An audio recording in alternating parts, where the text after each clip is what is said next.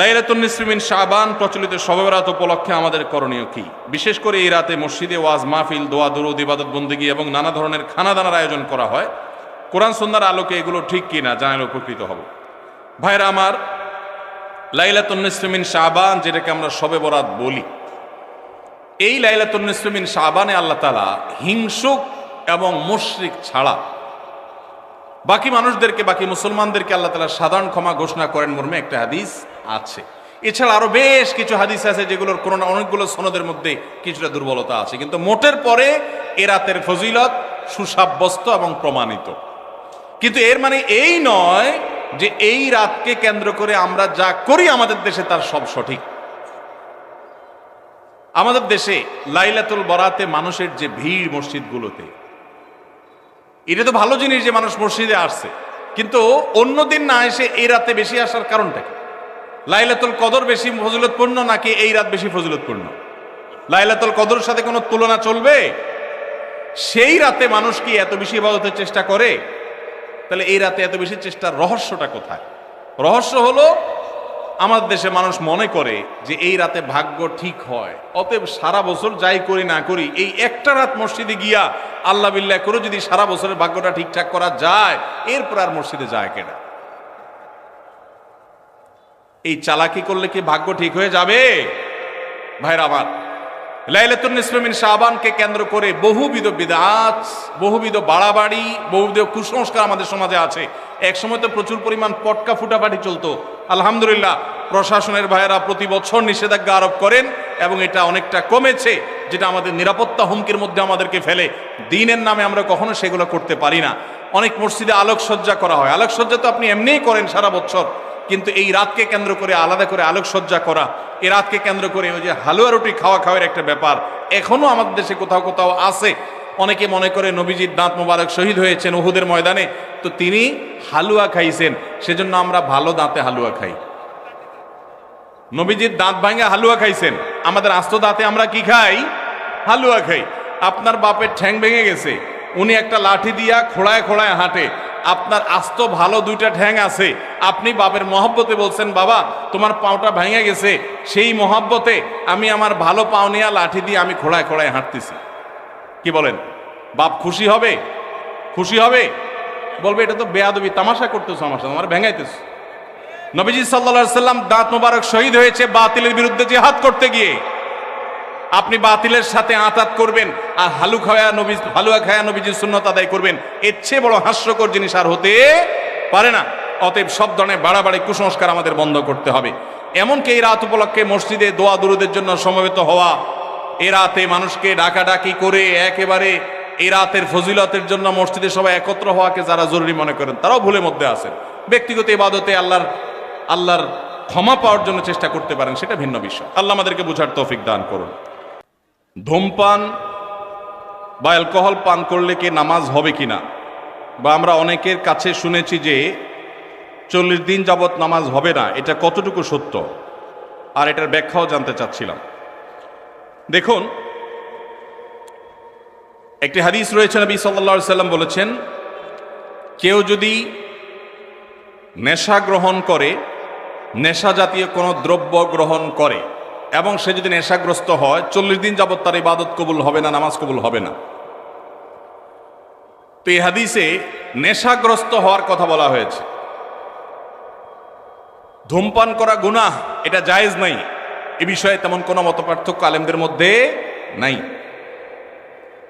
আপনারা জানেন আমাদের দেশে কয়েকটা রোগের কারণে মানুষের মৃত্যুর হার, স্বাভাবিক মৃত্যুর হার কমে ভয়াবহভাবে মৃত্যুর হার বেড়ে চলেছে। এর মধ্যে অন্যতম হলো ক্যান্সার।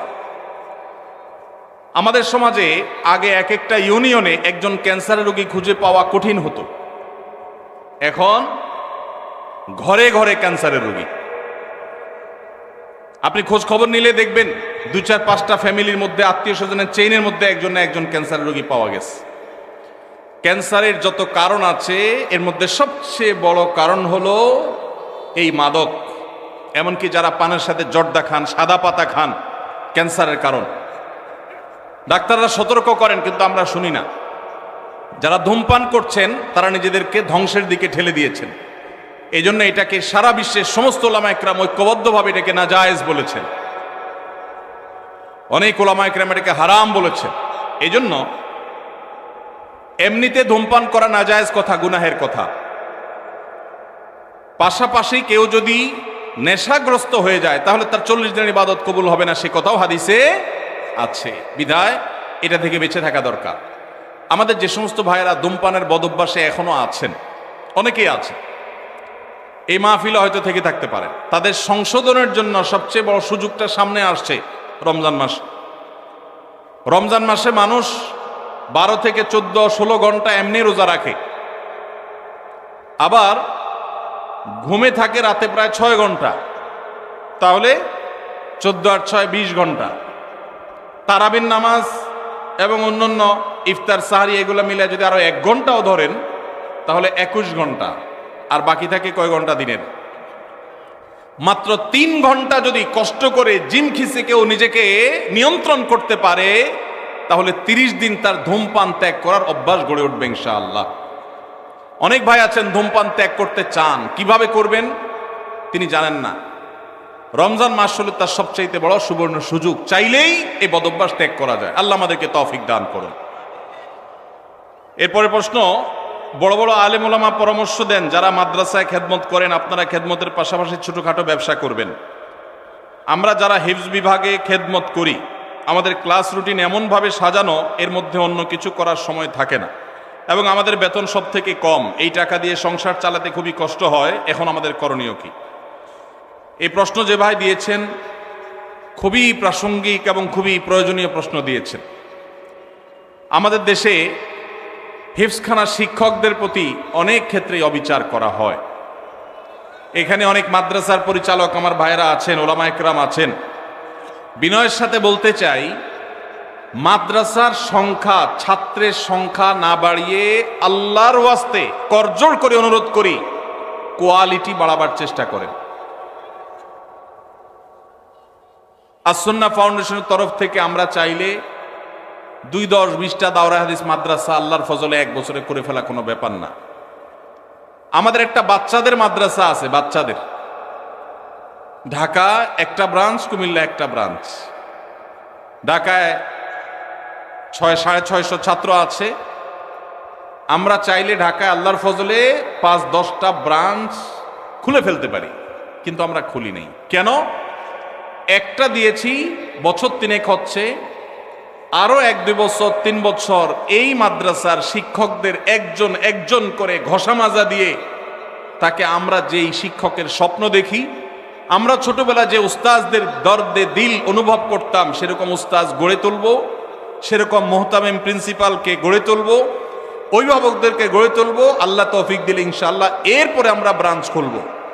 এবং চাইলেই বড়দের মাদ্রাসা করতাম। অনেক আলেম আছেন ছোটদের মাদ্রাসা করতে চান না, দাওরায়ে হাদিস খুলতে চান, ইফতা খুলতে চান, নিচের দিকে খুলতে চান না। আমরা উল্টা, আমরা বলি আমরা নিচের দিক থেকে গড়ব। একদম ছোট বাচ্চা নেব, জীবনে কোনো স্কুলে কোনো মাদ্রাসা যাই নাই, ওকে নিব, এই কাদামাটিকে আমার মতো করে আমি গড়ব। এই ছেলেই এক সময় যুগের মুজাদ্দিদ হবে ইনশাআল্লাহ। আর আমি নিজ থেকে নানান বদভ্যাস এক এক মাদ্রাসা এক এক স্কুল থেকে এক একটা নিয়ে আসছে, ওই বুড়া বয়সে বাচ্চার পিছনে সময় দিব, ওইটা সময়টাকে আমরা নষ্ট সময় মনে করি। হ্যাঁ, তাদের পিছনে সময় দিতে হবে ভিন্নভাবে, কিন্তু আমরা কোয়ালিটি গড়ার চেষ্টা করি। ভাইরা আমার, যারা মাদ্রাসা পরিচালনা করেন আল্লাহর ওয়াস্তে ছাত্র সংখ্যা না বাড়িয়ে, বলতে ভালো শোনা যায় 500 ছাত্র 600 ছাত্র, দাওরায়ে হাদিস আছে, ইফতা আছে, আদব আছে, এই গাল গল্প না দিয়ে এইটা বলার চেষ্টা করেন যে আমার এখানে শিক্ষকদের বেতন 20-30 হাজার টাকার নিচে নাই, আমার এখানে পরিচ্ছন্ন পরিবেশ 5 স্টার 4 স্টার দরকার নাই, কমপক্ষে 2 স্টার মানের আছে। এটা বলেন যে আমার এখানকার বাচ্চারা, উস্তাদরা সবাই আল্লাহওয়ালা, তাহাজ্জুদ গুজার। এটা বলার মতো পরিবেশ গড়েন। সংখ্যা বাড়াবেন না। যেই পরিমাণ মাদ্রাসা এদেশে আছে, যদি কোয়ালিটি ভালো থাকতো, সঠিক থাকতো, এই দেশের চেহারা বদলাই তার কিচ্ছুর দরকার হতো না। এই যে হিফজখানার উস্তাদদের বেতন কম দেন, কেন রে ভাই এই জুলুম? আমরা আমাদের মাদ্রাসা আলহামদুলিল্লাহ জিম্মাদার যিনি, তাকেও দেওয়ার চেষ্টা করি 70,000 টাকার বেশি মাসে। একজন মানুষ শহরে মিনিমাম চলতে যদি তার যা দরকার সেটা যদি আপনি দিতে না পারেন, তখন সে তো ডান বাম উল্টাপাল্টা কাজ করবে, তার ভিতরে আল্লাহর ভয় কম থাকলে, আর দুনিয়া তাকে পরিবর্তন করার চেষ্টা করবে। এই জন্য হেফজখানার শিক্ষকদের আল্লাহর ওয়াস্তে তাদের বেতন বাড়াবেন। আর দ্বিতীয়ত হলো, এই যে হেফজখানাগুলোতে যে মারধর হয়, এমন মারধর এখন কমে গেছে আলহামদুলিল্লাহ, কিন্তু এখনো অনেক জায়গায় আছে। এই মারধর কেন হয়? এর যদি 10টা কারণ থাকে, তার একটা কারণ হলো একই ওস্তাদ ওই ভোর 4টা বাজে উঠছে, রাত 10টা পর্যন্ত উনি বসে আছে। মানুষ তো বেচারা, এই ছেলে পড়া পারতেছে না, ওই ছেলে দুষ্টামি করতেছে, এই সবগুলো তার ব্রেনের উপরে প্রেসার পড়ে। সকাল থেকে রাত পর্যন্ত এই একই জিনিস করতে করতে করতে করতে তার ভিতরে যে চাপ আসে, এই চাপের কারণে সে অনেক সময় দেখা যায় মেজাজ হারিয়ে ফেলে। ভাইরা আমার, ইসলাম তো আমাদেরকে ব্যালেন্স শিখিয়েছে, ব্যালেন্স।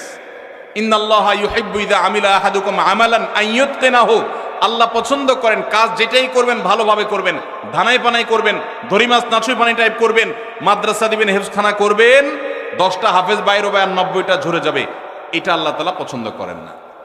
এই জন্য আমাদের সিস্টেমের ভিতরে ব্যাপক সংশোধনী আনা দরকার।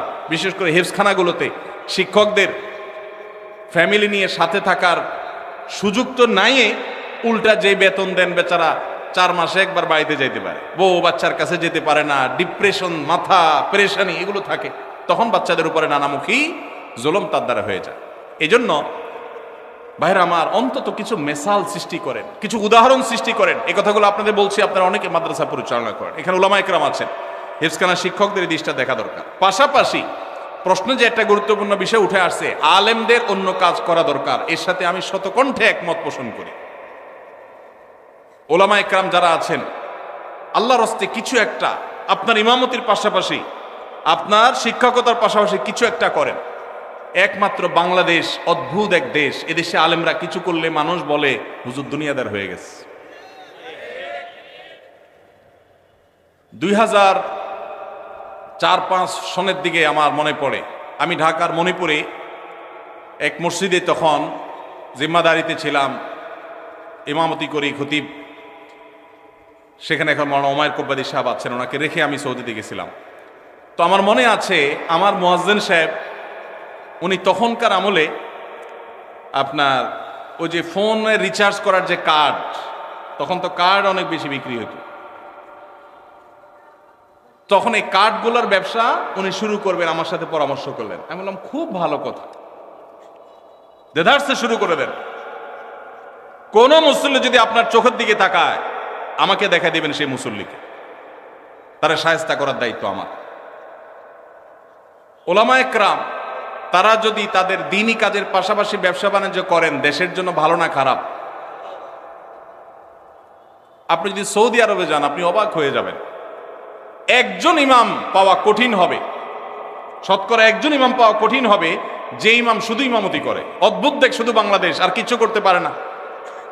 হুজুর যদি একটা দোকানদারি করে, বলে হারে হুজুরেরও টাকায় ধরছে, মুসল্লিদের ফতোয়ার চোটেই হুজুর টিকে না। আপনি দেখবেন মসজিদুল হারাম, মদিনার মসজিদে নববীর ইমাম খতিব যারা আছেন, এমনকি মুয়াজ্জিন যারা আছেন, আমার জানা মতে একজনও নাই যে শুধুমাত্র এই হারাম শরীফের চাকরি করে। হারাম শরীফের মতো জায়গায় যারা ইমাম আছেন, তারা একজন মন্ত্রী পদমর্যাদার প্রটোকল পান, সরকারি বাসা বাড়ি সৌদি আরবের মতো জায়গায়। এরপরেও দেখবেন হয় কোনো কোর্টের বিচারক ইমাম সাহেবরা, আর না হলে কোনো বিশ্ববিদ্যালয়ের শিক্ষক, সব পিএইচডি হোল্ডার, বড় বড় আলেম। মুয়াজ্জিন সাহেবরা কোথাও না কোথাও চাকরি করে। হারামের একজন মুয়াজ্জিনের অফিসে আমি সাক্ষাৎ করলাম বছর 2 আগে, আব্দুল্লাহ সাইফুল্লাহর সাথে ছিলেন আমার। ওনার অফিসে গেলাম, এক বাংলাদেশি বলল যে হারামের অমুক মুয়াজ্জিন সাহেবের অফিসে আমি টি বয়ের কাজ করি, আপনারা কি দেখা করবেন নাকি? আমি বললাম হারামের মুয়াজ্জিনের সাথে দেখা করো তো সৌভাগ্যের, চলেন যাই। গেলাম, যাই দেখি কোর্টে তিনি একটা টেবিল চেয়ার নিয়ে বসে কাজ করছেন, এটা চাকরি করতেছে। হারামের মুয়াজ্জিনেই তো দূরের কথা হারামের ঝাড়ুদারি করার সুযোগ পাইলে তো আমাদের দাপটে চলে বলতাম আবার চাকরি করে কে দরকার আছে, হাদিয়ে খেয়ে তো কুলাবো না। আপনি যদি দারুল দেওবন্দ যান, আপনি দেখবেন দেওবন্দ মাদ্রাসার শিক্ষকদের কারোর হয়তো বুক বাইন্ডিংস এর দোকান আছে, কারোর হয়তো দাওয়াখানা আছে। আপনি পাকিস্তানে যান, দেখবেন যে এগুলো আছে। তারেক জামিল সাহেবের ওই যে কি এমটিজে মৌলানা তারেক জামিল চেইন শপ করেছে। জোনায়েদ জামশেদ তারও ছিল ফ্যাশনের দোকান। বাংলাদেশে আলেমদের এগুলো করতে দোষ। আমি আলহামদুলিল্লাহ দীর্ঘদিন থেকে স্বপ্ন দেখছি এবং স্বপ্নের খুব কাছাকাছি আমি অবস্থান করছি। ছোট ছোট করে এক বা একাধিক ব্যবসা একযোগে শুরু করবো ইনশাআল্লাহ, উদ্বুদ্ধ করার জন্য। ওলামা ইকরামকে আল্লাহ তাআলা সাধারণ মানুষের দিকে যেন চেয়ে থাকতে না হয়, তাদের হাদিয়া নির্ভর যেন হতে না হয়, আল্লাহ সেই তৌফিক দান করুন। এই জন্য সে আন্তরিকতা থাকতে হবে। এখন মুশকিল হলো আমরা যারা আবার ব্যবসা বাণিজ্যে যাই, অনেকে সেই দিকে যাইয়া আমাদের দিনদারিতা এটাতে ঘাটতি চলে আসে, ওটা যেন না আসে। আল্লাহ আমাদেরকে তৌফিক দান করুন। তাহলে হাফেজ সাহেবদের বেতন বাড়ায় দিবেন, তাদের প্রতি জুলুম করবেন না। 5-7 হাজার 10,000 টাকা বেতন, এটা এই যুগে একটা মানুষ চলার জন্য যথেষ্ট না। আল্লাহর ওয়াস্তে এটা করবেন না।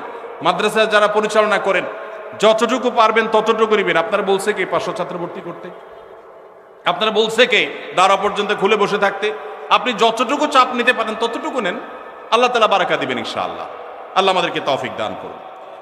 হাত পা সচল ও কাজ করার ক্ষমতা আছে, তারপরে ভিক্ষা করে তাদের পেশা হয়ে দাঁড়িয়েছে, তাদেরকে জেনে শুনে ভিক্ষা না দিলে কি গুনাহ হবে কিনা? না, ভিক্ষা না দিলে তো গুনাহ হবেই না, বরং ঢাকায় বিশেষ করে বাচ্চা ভাড়া আনে ভিক্ষা করার জন্য। জানেন তো আপনারা, মহিলার কোলে বাচ্চা, এই বাচ্চা এই মহিলা কয়েক ঘন্টা ভিক্ষা করবে, আবার এরপরে আরেক মহিলা ভিক্ষা করবে, তার কাছে আবার ভাড়া দেওয়া হবে। এই কথাও ঢাকায় এই জিনিসও আছে। তো সেজন্য আপনার কাছে যদি মনে হয় কোনোটা পেশাদার ভিক্ষুক, ওইটার পেশা হলো ভিক্ষুক, আপাদমস্তক সুস্থ সবল মানুষ, কাজ করে না, সে ভিক্ষা করে, তাহলে তাকে ভিক্ষা যদি আপনি না দেন, এর কারণে গুনাহ তো হবেই না, বরং আপনি তাকে সম্ভব হলে নসিহা করে কোনো কাজের জন্য উদ্বুদ্ধ করবেন, এতে আপনার সওয়াব হবে ইনশাআল্লাহ। তবে ধমক দিবেন না। ও আম্মাসা এলা ফালা তানহার, কেউ হাত বাড়ালে দিতে না পারলে বিদায় দিবেন, পারলে সুন্দরভাবে বিনম্রতার সাথে নসিহা করবেন, ধমক দিবেন না। ধমক দিতে আল্লাহ নিষেধ করেছেন। কারণ আপনি জানেন না তো, যাকে আপনি মনে করছেন যে সে পেশাগত কারণে এটা করছে, হতে পারে সে আসলে অভাবী, তখন তার দিলের বদদোয়া পাবেন। এজন্য ধমক দিবেন না, তবে বোঝানোর চেষ্টা করবেন। আল্লাহ আমাদের তৌফিক দান করুন। বিভিন্ন ইসলামী অনুষ্ঠান অর্থাৎ মাহফিলকে কেন্দ্র করে পাড়া মহল্লা এবং বিভিন্ন হাট বাজারে চাঁদা তুলে মাহফিলের আয়োজন করে, এটা ইসলাম কতটুকু সমর্থন করে?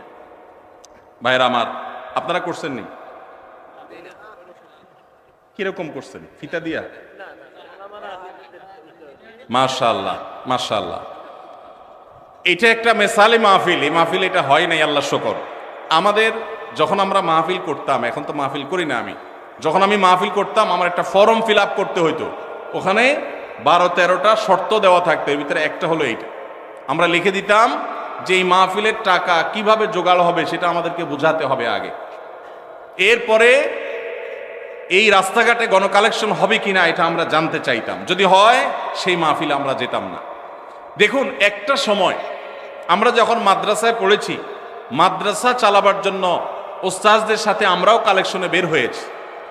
বাংলাদেশে এখন আল্লাহর ফজলে একটা ওয়াজ মাহফিল করার জন্য যে টাকার দরকার হয়, সম্মানজনকভাবে সেই টাকা কালেকশন করা সম্ভব, প্রত্যেকটা এলাকায় সম্ভব। কিছু মানুষের খাসলত আছে যে রাস্তাঘাটে নামাজ ছাড়া তাদের কোনো কাজ হয় না। মাদ্রাসা ছোট ছোট বাচ্চাদেরকে দিয়ে বা নিজেরা রাস্তাঘাটে গাড়ির গতি থামায়া আপনি মানুষের কাছ থেকে চাঁদাবাজি করছেন, এটা আল্লাহর দ্বীনকে অপমান করার শামিল।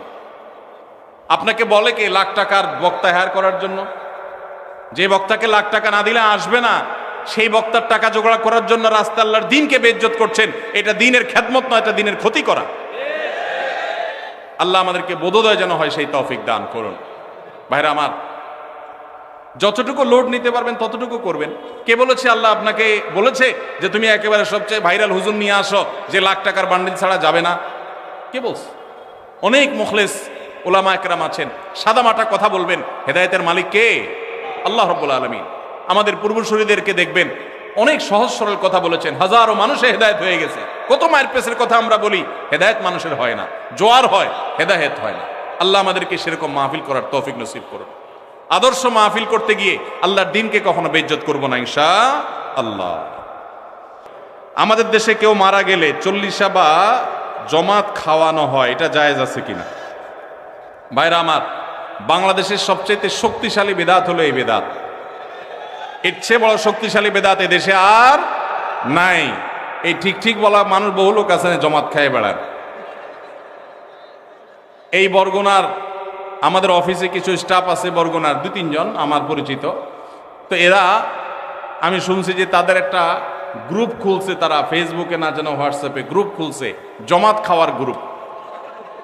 কোথায় কখন কে মরে, কোথায় কার মরার খাওয়ান হয়, ওই গ্রুপে জানাই দিলে সবাই দলে দলে সেখানে চলে যায়। এটা তারা এক এক ইউনিয়নের এক একজন মিলে এটা করছে, যাতে কোনো ইউনিয়নের জমাত যাতে মিস না হয়। তো ভাই, এটা হলো সবচেয়ে শক্তিশালী বিদআত। কেন?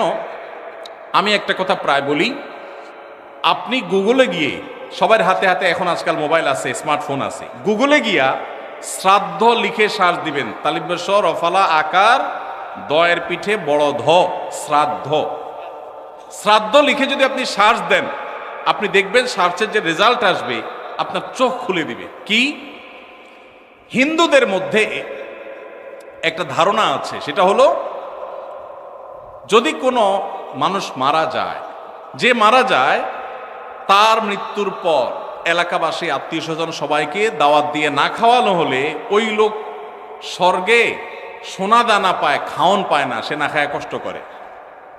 এই জন্য ওই লোকের জন্য যে খানা দানার আয়োজন করে ওই অনুষ্ঠানের নাম হলো শ্রাদ্ধ। ওইটার নাম কি ভাই? শ্রাদ্ধ। গুগল করে দেখেন, পেয়ে যাবেন হাতের কাছে। আমাদের সাবকন্টিনেন্টে যেহেতু হিন্দু ভাইদের সাথে আমাদের সামাজিক সহাবস্থান আছে, তারা তাদের ধর্ম পালন করেন। আমি তাওহীদবাদী, আমি ইমানদার, সেই জায়গা থেকে আমি শিরকে, আল্লাহর নিকট সবচেয়ে অপরাধ মনে করে বাঁচার চেষ্টা করি। কিন্তু তারটা তিনি করেন, তারটা তিনি করে, এটা তার ব্যাপার। কিন্তু তাদের সাথে মিশার ফলে তাদের অনেক সংস্কৃতি আমাদের মুসলমানদের মধ্যে চলে আসছে, আমরা টেরও পাই নাই। এই যে মানুষ মারা যাওয়ার পরে যে খাওয়ার অনুষ্ঠান মৃত ব্যক্তির ওয়ারিসদের উপরে চাপানো হয়, এটা ওই শ্রাদ্ধ থেকে এসেছে। এটা ইসলামে নাই। ইসলামে আছে উল্টাটা। উল্টা কি? একটা মানুষ মারা গেছেন, নবী সাল্লাল্লাহু আলাইহি সাল্লাম বলেছেন অমুক মারা গেছেন, তার পরিবারের লোকদের জন্য তোমরা খাবারের ব্যবস্থা করো। কেন? কারণ তাদের রান্না করার মতো মানসিক অবস্থা নাই। আমরাও সেটা করি, অবশ্য আপনারাও করেন। কেউ মারা গেলে তার আত্মীয় স্বজন, তার ছেলে মেয়ে, বউ বাচ্চাদেরকে খাওয়ান দাওয়ান দেন, 2 দিন 3 দিন একটু খাওয়ান টাওয়ান পাঠান, এরপরে 40 দিনের দিন সুদে আসলে একসাথে উঠায় নেন। কি বলেন? খাবার পাঠান গামলায় করে একটু, আর খাওয়ার সময় গোটা গরুটা খেয়ে ফেলেন এলাকার মানুষ। বাপ মারা গেছে, আপনি খুশি না বেজার? খুশি না বেজার? আপনার মা মারা গেছে, আপনি খুশি না বেজার? যদি বেজার হন, খাওয়ানোর যত অপশন আছে, খাওয়ানোর যত উপলক্ষ আছে মানুষ খাওয়ানোর, এটা খুশি হয়ে না বেজার হইয়া? যেমন মানুষ বিয়ে করছে, খুশির চোটে অলিমা খাওয়ায়, এটা সুন্নাত। কারোর বাচ্চা হয়েছে, খুশি, এজন্য সে আকিকা খাওয়ায়। কারোর ছেলেটা পাস করছে, সে খুশি হয়েছে, এজন্য সে আটার দলা খাওয়ায়, মিষ্টি খাওয়ায়। কিন্তু আপনার বাবা মারা গেছে, আপনার তো মনের কষ্ট। আপনি যেভাবে জিয়াফত দিচ্ছেন, আপনি যেভাবে মেজবানি খাওয়াচ্ছেন, এটা দেখে তো মনে হচ্ছে আপনি অনেক খুশি যে বাপটা চলে গেছে, এখন জমি জমার ভাগযোগগুলো আমরা পাবো। এই উসিলা সবাই খাওয়াই। আল্লাহ আমাদেরকে হেদায়েত দান করুন। শক্তভাবে এই বেদাত আমাদের সমাজ থেকে দূর করতে হবে ইনশাআল্লাহ। আমাদের সচেতন হতে হবে। আপনার বাবা মা মারা গেছেন, ওনাদের জন্য আপনি কি করবেন? দোয়া করবেন, ইস্তেগফার করবেন, চোখের পানি ফেলবেন, দান সাদাকা করবেন। মাদ্রাসায় এতিম গরিব ছাত্ররা আছে, একবেলা খাবার টাকা দিয়ে দেন। মসজিদে কিছু ইট কিনে দেন, মসজিদের জায়গা কিনবে, সেখানে টাকা দিয়ে দেন। একজন গরিব মানুষকে কিছু টাকা দিয়ে দেন। মুর্দার তরফ থেকে সাদাকা করলে তার সব মুর্দা পায়, সেটা আপনি করেন। কিন্তু এই যে অন্য ধর্মের মানুষদের মতো করে খাবারের অনুষ্ঠান যেটা করছেন, এটা সুন্নাহর খেলাফ। সুন্নাহ হলো মৃত ব্যক্তির পরিবারকে খাওয়ানো, তাদের কাছ থেকে খাওয়াটা সুন্নাত। নকে বুঝার তৌফিক দান করুন। মুশকিল হলো এটা যদি আপনি না করেন, আজকের ওয়াজ শোনার পর এলাকাবাসী বলবে অমুক লোকটা মারা গেছে, কি ছেলে মেয়ে রেখে গেছে, কারোর একটা হাত ধোয়াইলো না। বলবে কি না বলেন?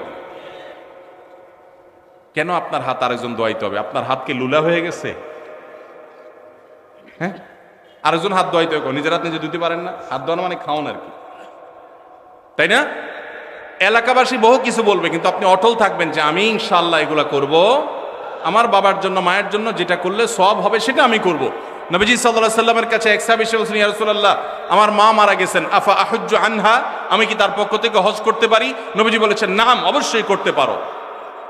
এগুলো হলো সুন্নাত। আমরা সুন্নত বাদ দিয়ে এখন বেদাতকে আলিঙ্গন করে ফেলেছি। আল্লাহ আমাদেরকে হেদায়েত দান করুন। খাতনার অনুষ্ঠানে গোশতের পরিবর্তে বারবার ঝোল দেওয়ার কারণে সংঘর্ষে 4 জন আহত হয়েছেন। এই ন্যারো মানসিকতা আমাদের দেশে দিন দিন বেড়ে চলেছে। এর কারণ কি বলে আপনি মনে করেন? ভাইরা আমার, পত্রপত্রিকায় নিউজ হয়েছে এই বিষয়ে, আমার যতটুকু মনে পড়ে আমিও দেখেছি, আপনারাও হয়তো অনেকে দেখেছেন। এটা অবশ্য নতুন না। বিয়ের বাড়িতে চিংড়ির সাইজ যা দেওয়ার কথা ছিল বা এক্সপেক্ট ছিল তার চেয়ে একটু ছোট, এই কারণে মারামারিতে 1 জন নিহত। এ ধরনের ঘটনা প্রায় আপনারা শুনেন না পত্রপত্রিকা? স্ত্রীকে জামাটা ইস্তারি করে দিতে বলছে, বেচারি ভুলে গেছে, এই জন্য তালাকি দিয়ে দিস। শুনেন কি শুনেন না?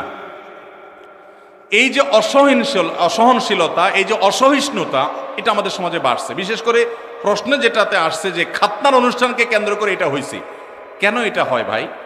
এর 2টা কারণ আমার কাছে মনে হয়। নাম্বার 1, এই যে খাতনার অনুষ্ঠানে মারামারি হয়ে 4 জন আহত, বিয়ের অনুষ্ঠানে মারামারি হয়ে বিয়ে ভেঙে যায়, মানুষও খুন হয়, এরকম ন্যাক্কারজনক ঘটনা পৃথিবীর আর কোন দেশে হয় আমি জানি না, তবে আমাদের দেশে হয়। দুর্ভাগ্য আমাদের।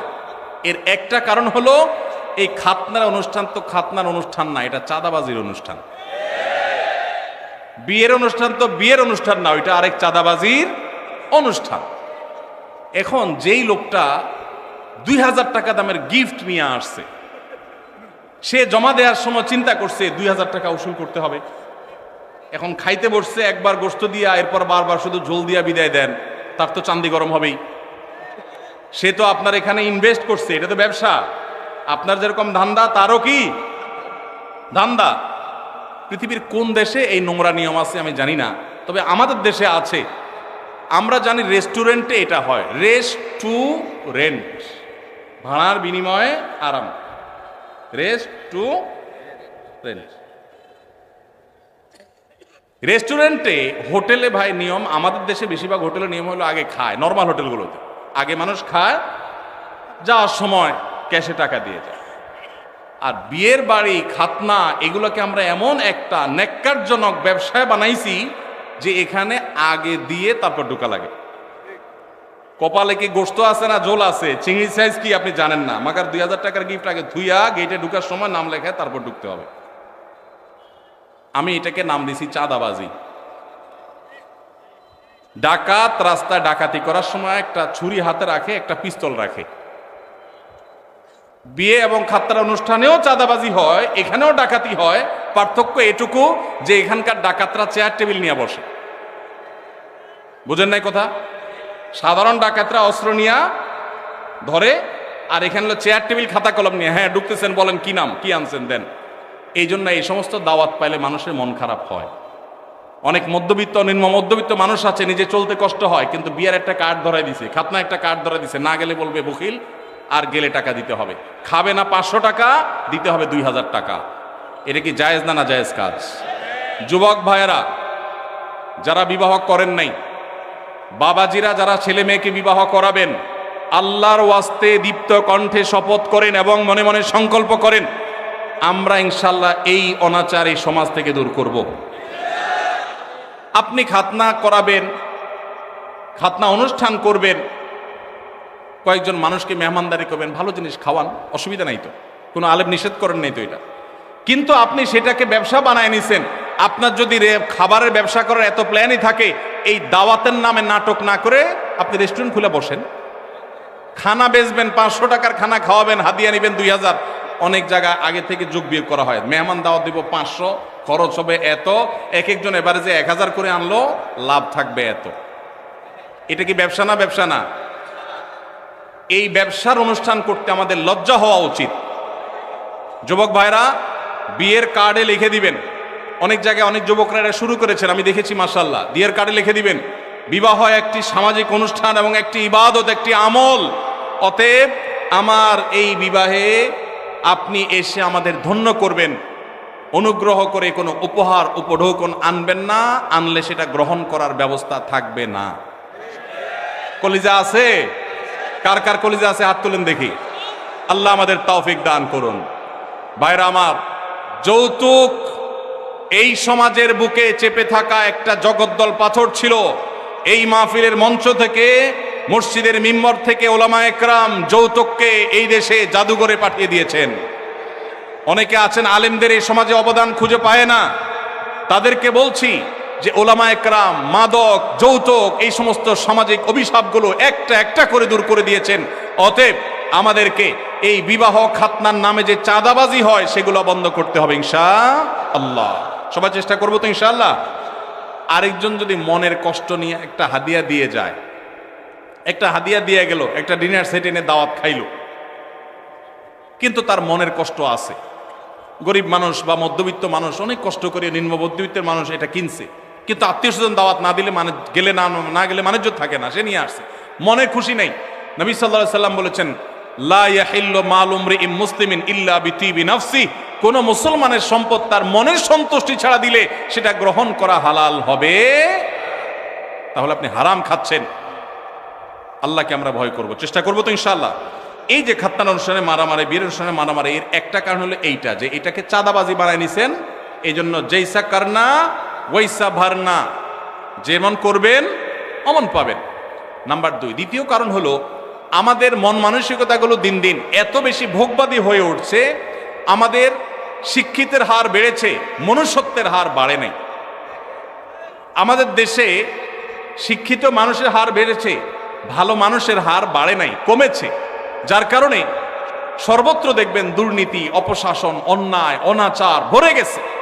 এজন্য আমাদের সমাজে, আমাদের শিক্ষা প্রতিষ্ঠানগুলোতে, আমাদের জাতীয় কারিকুলামে, আমাদের স্কুল কলেজে ধর্মীয় শিক্ষা বাধ্যতামূলক করতে হবে। এগুলো আমাদের সন্তানদেরকে মনুষ্যত্ব শিখাবে, নৈতিকতা শিখাবে, আদর্শ শিখাবে। যতদিন আমাদের শিক্ষা প্রতিষ্ঠানগুলোতে, পরিবারগুলোতে দ্বীনের চর্চা ছিল, ততদিন মানুষ এত নিচে নামে নাই আলহামদুলিল্লাহ। এখন দিনদারিতা কমছে, মানুষ পশুত্বকে হার মানিয়ে দিচ্ছে। আল্লাহর ওয়াস্তে আমরা সহনশীলতার চর্চা করব। আমাদের মধ্যে সবর কমে যাচ্ছে, বেসবরই বাড়ছে। নফল আমল করার মানুষ পাবেন, ওয়াজ মাহফিলে আসার মানুষের অভাব নেই, কিন্তু চুন থেকে নুন খসলেই চান্দি গরম হয়ে যায়। ভালো না খারাপ? ভালো না খারাপ? যে নিজের রাগকে সংবরণ করতে পারে না সে কি ভালো মুসলমান? যে রাগকে সংবরণ করতে পারে। আপনি গিয়েছেন একটা দাওয়াতে, অনেক মানুষকে বড় মুখ করে নিয়ে গেছেন, যারা দাওয়াত খাওয়াচ্ছে তারা একটু ছোট লোকই করছে, হয়তো একটু মেহমানদারিতে কমতি করছে, কিন্তু তাই বলে আপনি সেখানে গন্ডগোল, ফাসাদ, ঝগড়া লাগাবেন? আপনার চাইতে নিচু মানুষ তো আরেকজন হতে পারে না। এই জন্য যুবক ভাইরা নিজেদেরকে ধৈর্যশীল বানানোর চেষ্টা করবো তো ইনশাআল্লাহ। কিয়ামতের ময়দানে আল্লাহর কাছ থেকে ব্লাঙ্ক চেকের মাধ্যমে যদি কেউ সওয়াব পেতে চান, ব্লাঙ্ক চেক তো বুঝি আমরা না, কেউ কোনো কাজের বিনিময়ে আপনাকে 2 লাখ, 5 লাখ, 10 লাখ বা কিছু একটা ফিগার দিলেন, এটা এক জিনিস। আরেকটা হলো চেকে সই করে খালি চেক দিয়ে দিছে, অঙ্ক তুমি বসায় নয়, যা খুশি। তো এর চাইতে বড় বিনিময় আর হতে পারে? আল্লাহ রাব্বুল আলামিন কিয়ামতের ময়দানে ব্লাঙ্ক চেকের মতো বিনিময় দিবেন, একটা আমলের বিনিময়। বলবো সেটা কোনটা? আল্লাহ বলেছেন কোরআনে, ইন্নামা ইউওয়াফাস সাবিরুনা আজরাহুম বিগাইরি হিসাব। ধৈর্যশীলদের, যারা নিজেদেরকে সংবরণ করতে পারে, চান্দি গরম হলে উল্টাপাল্টা বলে ফেলে না, করে না, সবসময় সবর করে। সবরের যে 3টা প্রকার আছে, ইবাদত করতে গিয়ে সবর, পাপ কাজ ছাড়তে গিয়ে সবর। সবাই ভ্যালেন্টাইন ডে উপলক্ষে সাথীরা, বন্ধুরা অপকর্মে লিপ্ত হয়, সে তার জীবনকে বাঁচাবার জন্য, চরিত্রকে বাঁচাবার জন্য সংগ্রাম করে বেড়ায়, এটা একটা সবর। মাথা রক্ত উঠার মতো কাজ হয়েছে, কিন্তু সে নিজেকে ধরে রাখতে পারে, হজম করে, সবর করে, এটা সবচেয়ে বড় সবর। তো এই যে সবর যারা করে, আল্লাহ বলেছেন ইন্নামা ইউওয়াফাস সাবিরুনা, ধৈর্যশীলদেরকে বিনিময় দেয়া হবে আজরাহুম বিগাইরি হিসাব, কোনো হিসাব ছাড়া, ব্ল্যাঙ্ক চেক। আল্লাহ আমাদেরকে ধৈর্যশীল হওয়ার তৌফিক দান করুন। নামাজি মুসলমান পাবেন, দাড়ি লম্বা আলা মুসলমানও পাবেন, জুব্বা টুপি আলা মুসলমানও পাবেন, আলেম মুসলমানও পাবেন, কিন্তু ধৈর্যশীল মুসলমানের সংখ্যা অনেক কম, অনেক কম। আল্লাহ আমাদের ধৈর্যশীল হওয়ার তৌফিক দান করুন। সালাম দিলে কত নেকি এবং সালামের উত্তর দিলে কত নেকি হয়, এ বিষয়ে আপনারা মতামত জানতে চাচ্ছি। আমাদের গ্রামে সালাম নিয়ে নতুন করে ফিতনা হচ্ছে। এটা আবার কি? সালাম নিয়ে আবার কি ফিতনা হয়? হ্যাঁ ভাই, সালাম যে আগে দিবে আল্লাহ তাআলা তাকে কত নেকি দিবেন, আর যিনি সালাম পরে দিবেন, সালামের জবাব দিবেন যিনি, 10। এটা তো হাদিসে সুসাব্যস্ত, এটা নিয়ে তো ইখতিলাফ করার কিছু নেই। যিনি সালাম আগ বেড়ে দিবেন তার ফজিলত বেশি, যিনি নিবেন তার ফজিলত কম। কেউ কোনো অন্যায় করলে তাকে যে কেউ শাস্তি দিতে পারবে কিনা? ভাইরা আমার, কোথাও কোনো অপরাধ হচ্ছে, কেউ কোনো অন্যায় কাজে লিপ্ত, তার সে অন্যায়ের শাস্তি আপনি নিজে হাতে দিবেন কিনা, অর্থাৎ আইন হাতে তুলে নেবেন কিনা? এই প্রশ্ন উত্তরে বলতে চাই, এখানে দুইটা জিনিস আছে। একটা হলো অন্যায় দেখলে বাধা দেওয়া, যেটাকে নাহি আনিল মুনকার বলেছে কোরআন।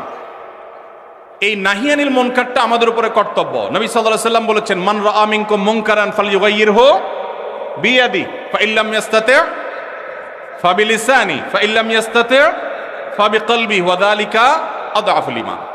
কোথাও কোথাও কোনো অনাচার দেখেছেন, কোনো অন্যায় দেখেছেন, আপনার দায়িত্ব হলো হাত দিয়ে সেটাকে থামিয়ে দেওয়া। এর মানে কিন্তু আইন হাতে তুলে নেওয়া না। এর মানে অন্যায়কারীকে শাস্তি দিয়ে শাস্তি কার্যকর করা নয়, তার বিচার করা নয়। এর মানে হলো আপনি আপনার শ্রম, মেধা, কায়িক পরিশ্রম দিয়ে সে অন্যায়টা যেন না হয় তার জন্য আপনি উদ্যোগ গ্রহণ করলেন। সে উদ্যোগটা আপনাকে আইন হাতে তুলে নিতে বলে না, কিন্তু উদ্যোগ নিতে হবে। আর যদি সেটা না পারেন, অন্তত মুখ দিয়া বলবেন, ভাই অন্যায়টা করবেন না। আপনি যদি কোথাও অন্যায় হচ্ছে দেখেন, আপনি সেখানে প্রতিবাদ করবেন। তবে সেক্ষেত্রে নাহি আনিল মুনকার করার ক্ষেত্রেও, অসৎ কাজ, অন্যায় কাজে বাধা দান করার ক্ষেত্রেও আপনাকে হিকমা অবলম্বন করতে হবে। আপনাকে সর্বোচ্চ উপায় অবলম্বন করতে হবে, যথাযথ উপায়। যদি সেক্ষেত্রে আপনি ত্রুটি করেন, তাহলে দ্বীনের খেদমত করতে গিয়ে দ্বীনের আরো ক্ষতি হতে পারে কি পারে না?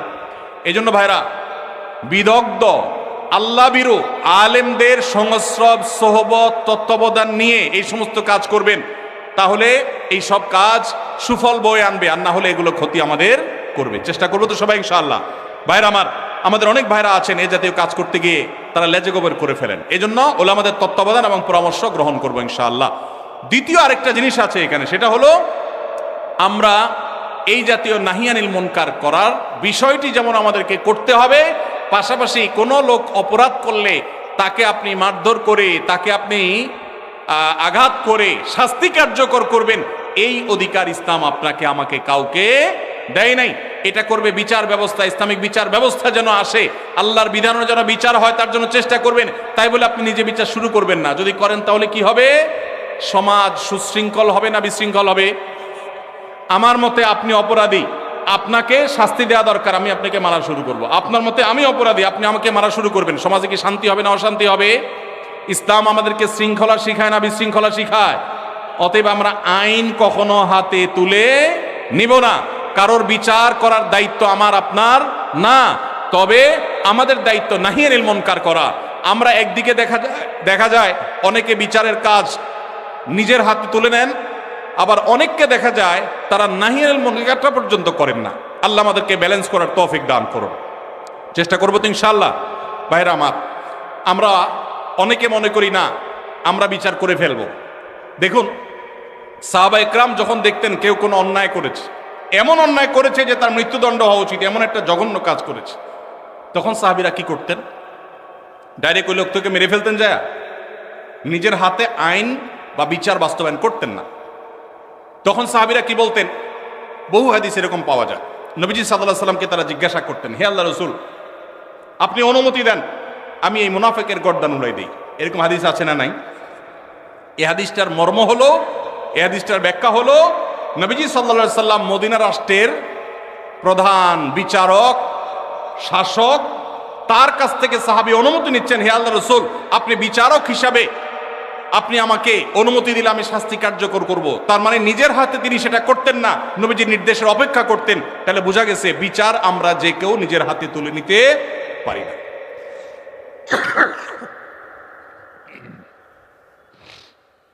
কাজী অফিসে গিয়ে উভয় পক্ষের সম্মতিতে 3 তালাক বলে বিবাহ বিচ্ছেদ করলাম, এখন কি সে আমাকে নিতে চায়, এখন আমার করণীয় কি? ভাইরা আমার, তালাকের মাসআলা এই বরগুনাতে দাওরাত হাদিস মাদ্রাসা আছে না নাই? আছে। বড় বড় মসজিদ আছে যেখানে বড় বড় মুফতি সাহেবরা আছেন, এগুলো ওলামাদের কাছে গিয়ে জিজ্ঞাসা করবেন। শর্টকাট সব মাসালার উত্তর এই সংক্ষিপ্ত ভাষণে জানতে আসবেন না, কারণ তালাকের মাসালা এভাবে দিলে ভুল হতে পারে। এখানে কনভারসেশন লাগবে, আপনাকে আর অনেক প্রশ্ন করতে হবে, ডিটেইল লাগবে, তারপর উত্তর দিতে হবে। এই জন্য তালাকের প্রশ্ন উত্তর সাধারণত আমরা সংক্ষিপ্ত প্রশ্ন উত্তরে ভাষণে দেই না। এই জন্য ওলামাদের শরণাপন্ন হবেন, সব কিছু শর্টকাটে জানার চেষ্টা করবেন না। কোনো ব্যক্তি যদি তার সম্পত্তি 5 জন সন্তানদের মধ্য থেকে একজনকে বাদ দিয়ে 4 জনকে লিখে দিয়ে দেয়, সে ব্যক্তি মারা গেলে তার জানাজা নামাজ পড়া যাবে কিনা? ভাইরা আমার, আমাদের দেশে অনেকে এই কাজটা করেন, তেজ্যপুত্র করেন।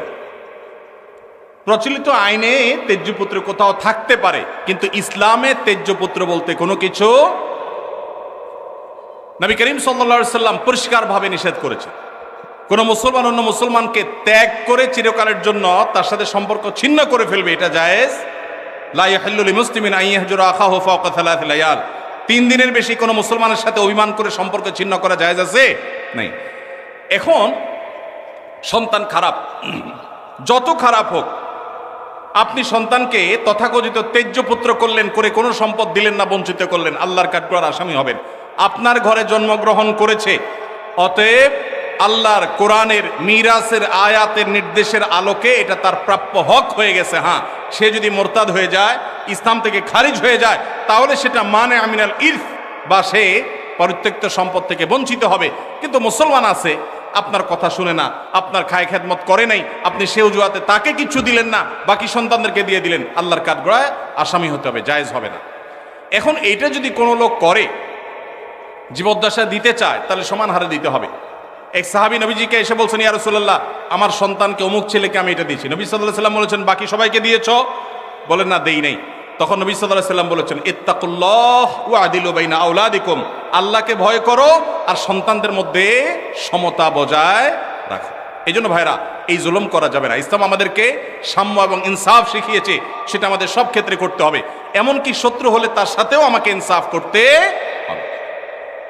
আমাদের কষ্ট হয়, আমার সাথে কারো শত্রুতা আছে, সে আমার সাথে শত্রুতা করে, কিন্তু তার বেলায় কোনো সাক্ষ্য দেওয়ার প্রশ্ন আসলে আমি সত্য সাক্ষ্য দিলে তার পক্ষে যায়, আমাদের দিতে মন চায় না। কিন্তু এই দেওয়াটাই হলো ইমানের দাবি। আল্লাহ বলেছেন, ওয়ালা ইয়াজরিমান্নাকুম শানাআনু কওমিন আলা আল্লাহ তা'দিলু ই'দিলু হুয়া আকরাবু লিত-তাকওয়া। কারোর সাথে শত্রুতা আছে দেখে আপনি ইনসাফ করবেন না, এটা জায়েজ আছে? এজন্য বাবাজিরা সাবধান, সন্তান সন্ততিদের মধ্যে কোনো প্রকার হেরফের করবেন না, এটা জায়েজ নাই। সেই সন্তান যদি খারাপ হয়, সে আল্লাহর কাছে দায়ী হবে, ভিন্ন কথা। তো আপনি তাকে সম্পদ থেকে বঞ্চিত করতে, হ্যাঁ, যেটা আপনি করতে পারেন, একটা সন্তান নেককার, মাদ্রাসায় পড়ে, দিনদার, ওকে একটু সম্পদ বাড়ায় দিলেন তার দিনদারিতার কারণে, সেটা জায়েজ আছে। কিন্তু একজনকে টোটাল বঞ্চিত করলেন, আরেকজনের নামে সব লিখে দিলেন, এটা কিন্তু জায়েজ হবে। এখন কোনো মুরব্বী যদি এই কাজ করেন, তিনি মারা গেলে তার জানাজা পড়া যাবে না, এমন কোনো কথা নেই। তার জানাজা পড়বেন, কিন্তু তিনি আল্লাহর কাছে দায়ী থাকবেন। সন্তানদের কর্তব্য হলো, বাবা যাকে বঞ্চিত করছে আমাদের ভাগ থেকে তাকে দিয়ে আমরা ব্যালেন্স করে ফেলবো, তাহলে আশা করা যায় আল্লাহ তাআলা বাবাকে হয়তো মাফ করবেন। আমাদের দেশে ব্যবসার ক্ষেত্রে টাকা দিয়ে যে শেয়ার হয়, যেমন এক দোকানদারকে আমি 1 লক্ষ টাকা দিলাম, সে আমাকে কোন হারে দিবে, হালাল পন্থা কি? ভাইরা আমার, আপনি কোনো দোকানদারকে 1 লাখ টাকা দিলেন ফর এক্সাম্পল, আপনি তাকে বলবেন, ভাই এই টাকা দিয়ে ব্যবসা করার পর যদি আল্লাহ না করুক লস হয়, তো যা লস হবে আমি লস নিব। তোমার ব্যবসার পুঁজি আছে 10 লাখ টাকা, আমি সাথে 1 লাখ যোগ করলাম, তাহলে 11 লাখ হলো। 11 লাখে টোটাল ব্যবসাটা চলবে। ব্যবসাটা করার পর একটা পর্যায়ে দেখা গেল লস হয়ে গেছে, তো তোমার কি চলে গেছে 11 লাখ টাকা। যদি আমাদের 11,000 টাকা লস হয়, তো আমার 1,000 যাবে, তোমারও 10,000 যাবে। আর যদি লাভ হয়, সেক্ষেত্রে লাভের পার্সেন্টেজটা ঠিক করতে হবে। কিরকম? যে এই 1 লাখ টাকা আমি কত পার্সেন্ট পাবো? তুমি ব্যবসা যেহেতু নিজে পরিচালনা করবা, অতএব তুমি 60%, আমি 40%, অথবা তুমি 50%, আমি 50%, যে কোনো হার ঠিক করে লাভ এবং লস উভয়টার ভিত্তিতে যদি আপনি দেন, সেটা জায়েজ আছে। আর যদি 1 লাখ টাকা দিয়ে বলেন, ভাই আমার আসলটা ঠিক থাকবে, মাসে মাসে 2,000 করে দিবেন, তাহলে এর নাম সুদ। এর নাম কি? কুল্লু কারজিন জাররা নাফআন ফাহুয়া রিবা। যদি আপনি এটা লোন হিসাবে দেন আর বিনিময় নেন, সেটা কি হবে? সুদ হবে। আল্লাহ আমাদেরকে বোঝার তৌফিক দান করুন। মেসেঞ্জার গ্রুপ চ্যাটিংয়ে SMS এর মাধ্যমে ইজাব কবুল হয়েছে। দুজন সাক্ষীও ছিল মেসেঞ্জারে, কোনো মোহর উল্লেখ করা হয়নি। এখন বিবাহ হয়েছে কিনা? মেয়ের বয়স 13 বছর। আজকাল আমাদের অনেক যুবকরা আল্লাহর শরীয়তের সাথে তামাশা করে। তামাশা, এগুলো আল্লাহর শরীয়তের সাথে কি তামাশা? দিন কোনো ফাইজলামির নাম না ভাইরা আমার, সিরিয়াস ইস্যু। অনেকে আল্লাহকে সাক্ষী রেখে বিয়ে করে। এটা হলো অতি ভালো সাজা। অতি ভালো সাজা তো চোরের আলামত। এত মানুষ থাকতে, আল্লাহর বান্দা থাকতে আপনি আল্লাহরে কেন সাক্ষী বানাচ্ছেন?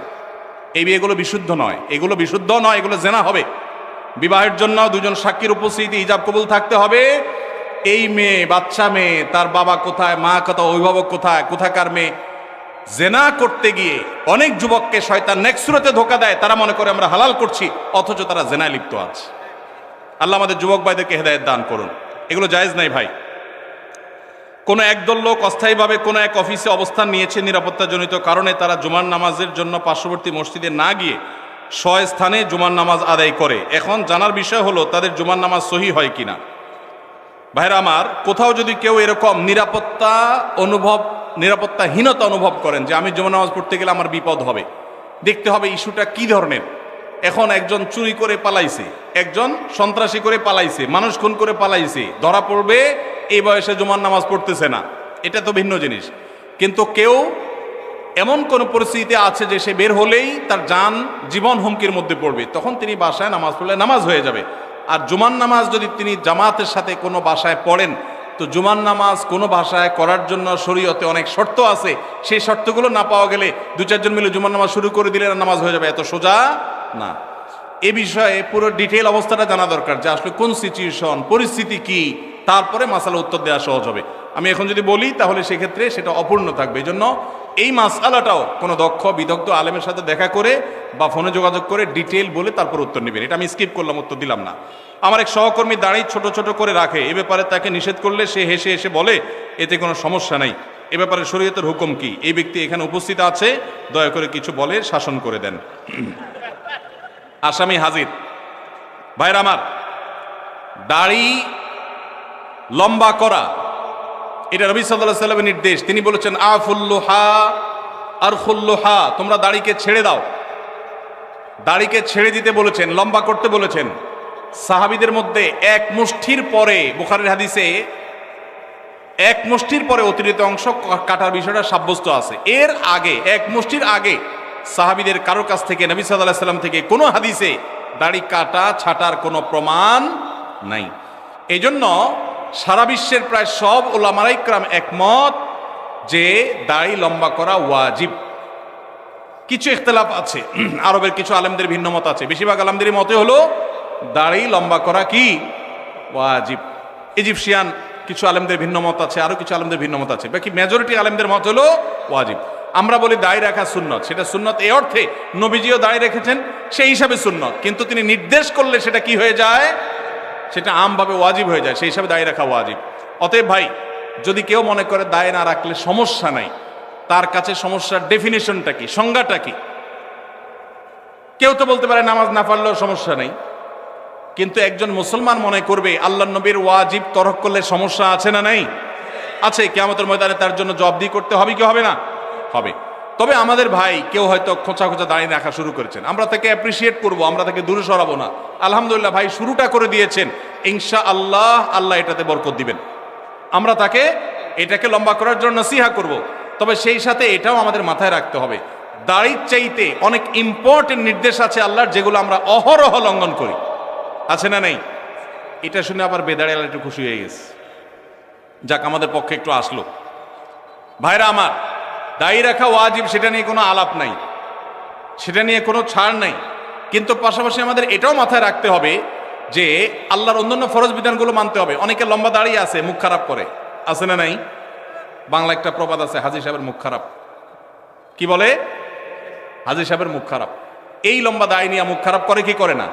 এই লম্বা দাড়ি নিয়ে দোকানদার দেশি মশারি আর ইন্ডিয়ান মশারি মিশায় দেশি মশারি তেল বলে বিক্রি করে কি করে না?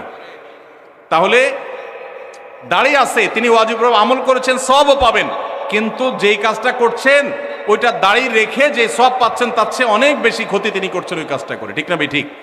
এই জন্য আমাদের পরিপূর্ণভাবে দিনে প্রবেশ করতে হবে আল্লাহ, কিন্তু সেই সাথে দাড়িও লম্বা করার চেষ্টা করতে হবে। কিন্তু কোনো ভাই করছেন না, আমরা বেশিরভাগ মানুষ অন্যকে নিয়ে পড়ে থাকি। একটা বড় মুসিবত হলো বাংলাদেশের মানুষের, আমরা অন্যের চরকায় তেল একটু, আমাকে আল্লাহ দাড়ি রাখার তৌফিক দিয়েছে আলহামদুলিল্লাহ, আমি এখন চিন্তা করবো আমার আখলাকটা ঠিক হয়েছে কিনা, আমি বউরে বাসায় গালি দিই কিনা, আমি কর্মচারীদের সাথে চালের মতো ব্যবহার করি কিনা, আমি মানুষের হক মারি কিনা, আমি দেখবো আমার বাকি আর কোথায় ল্যাকিংস আছে সেটা আমি দূর করব। আমি দাঁড়িয়ে আছে এই জন্য যার দাড়ি নেই তারে খোঁচা মারি করি আমি, এটা তো কোনো মুসলমানের কাজ হতে। আমি চাইবো আমার ভাইয়ের দাড়ি লম্বা হোক, কিন্তু সেই সাথে আমি চাইবো আমার আরো যে দুর্বলতা আছে সেগুলো যেন দূর হয়। আল্লাহ আমাদেরকে আমলের তৌফিক দান করুন। আমার নাম মোহাম্মদ জাকির হোসেন, আমি সিরাজউদ্দিন সড়ক টাউন হল বরগুনার নিবাসী। আমি বর্তমানে সৌদি আরবের দাম্মামে থাকি। আমদুল্লাহ হুজুর, আপনার কাছ থেকে আমি জানতে চাই, কোম্পানির ডিউটি করতে গিয়ে যে হাম্মাম ব্যবহার করি, হাম্মাম মানে টয়লেট ব্যবহার করি, তাতে অনেক সময় নাপাক পানির ছিটকে পেছনের অংশে অর্থাৎ পাছায় লেগে যায়। এই শব্দ না লিখলেও হইতো রে ভাই, যতটুকু বুঝতে পারি ধুয়ে ফেলি, কিন্তু এই নাপাক পানি প্যান্ট বা শার্টে লাগার সম্ভাবনা 100 ভাগ। আমার এই পরিস্থিতিতে প্যান্ট ছাড়া নামাজ পড়ার কোনো উপায় নাই, তারপরও আমি এই অবস্থায় 5 ওয়াক্ত নামাজ পড়ি এবং আল্লাহর কাছে কান্নাকাটি করি, আমার নামাজ কবুল হবে কিনা? ভাইরা আমার, খুব দরকারি প্রশ্ন। আজকাল আমরা হাই কমোড ব্যবহার করছি অনেকেই, তাই না? হাই কমোডে বিশেষ করে এই সমস্যাটা হয় যে আপনি মলমূত্র ত্যাগ করেছেন, নিচ থেকে ছিটে এসে উপরে পড়েছে। বড় ছিটা যদি পড়ে তাহলে ওইটা আপনাকে পানি দিয়ে ধুইতে হবে। কিভাবে ধোবেন? ওই যে স্প্রে করছেন, সেই স্প্রে পেছনের অংশে, কোমরের অংশে আপনি স্প্রে করে ভালো করে ধোবেন, ব্যাস যথেষ্ট। আর যদি সামান্য ছোট ছোট ছিটা আসে, যেমন পেশাব করতে গেছেন, শুয়ের আগায় যে পরিমাণ পানি থাকে ওই পরিমাণ ছিটা পেশাবের আসছে, তাহলে তাতে ইনশাল্লাহ নাপাক হবে না। অনেক সময় দেখা যায় পেশাব করলে শীতের দিন বাষ্প হয়ে ওই বাষ্পটা কাপড়ের শরীরে মিশে, এতেও কাপড় শরীর নাপাক হবে না ইনশাআল্লাহ। কিন্তু যদি ওই কমোডের পানি যেখানে নাপাক আছে ওখানে আপনার নাপাক পড়ে সেখান থেকে যদি উপরে পানি উঠে পড়ে তাহলে অবশ্যই সেটা নাপাক হবে। অনেকের আবার এখানে সূচিবায়ুর রোগ আছে, অহেতুক সন্দেহ করে, কিছুই হয় নাই উনি সন্দেহ করে, সেটা আবার সমস্যা। সন্দেহকে কোনো প্রশ্রয় দেওয়া যাবে না।